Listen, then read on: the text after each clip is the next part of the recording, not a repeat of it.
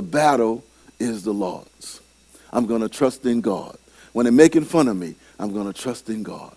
When they're laughing at me, I'm going to trust in God. When they're criticizing me, I'm going to trust in God. When they're gossiping about me, I'm going to trust in God.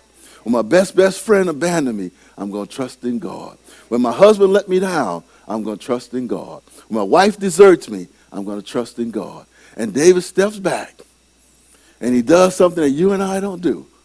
He steps in, and he lets go.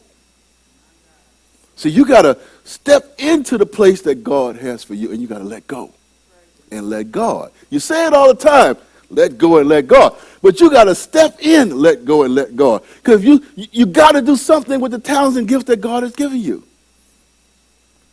And you got to put yourself in a position to be able to utilize it. And what David does is that he changes history as we know it. And he was anointed and appointed by God for both the good and the bad. And he changes history. And see, God wants you and me as believers to change history. You know one of the reasons why you drive a car today? Do you know the car industry didn't want everybody to have cars? You do know that, don't you?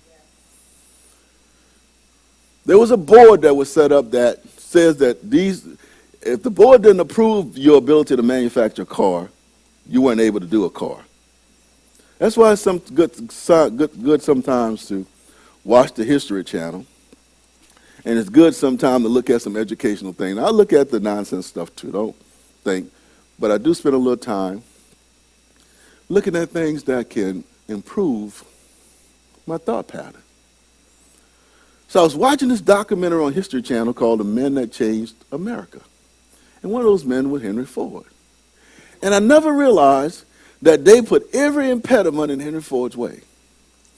They put the board that could sanction you to produce automobiles told him initially he couldn't do it.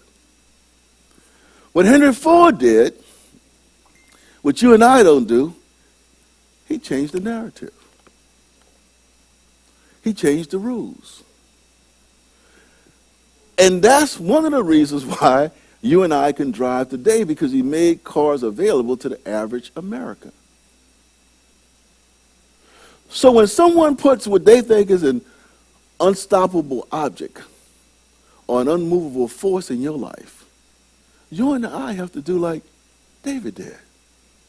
We have to say that God has rewritten the narrative.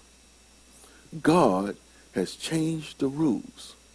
And if we operate under mercy and grace, not just for us,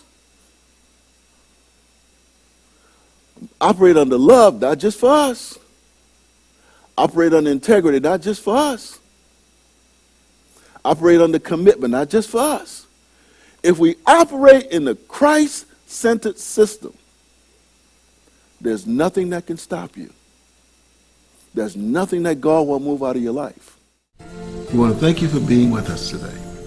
If this message has been a blessing to you and your family, we encourage you to make a donation to keep this broadcast on air. You can make your donations by going to Bethesda ApostolicHouseOfPrayer.com on our secure website, or Givelify app, where you can make your donation to keep this broadcast on the air. Please remember, your tithes go to your local church, but your offerings can go to where you're being fed. And as we continue on our journey, remember this.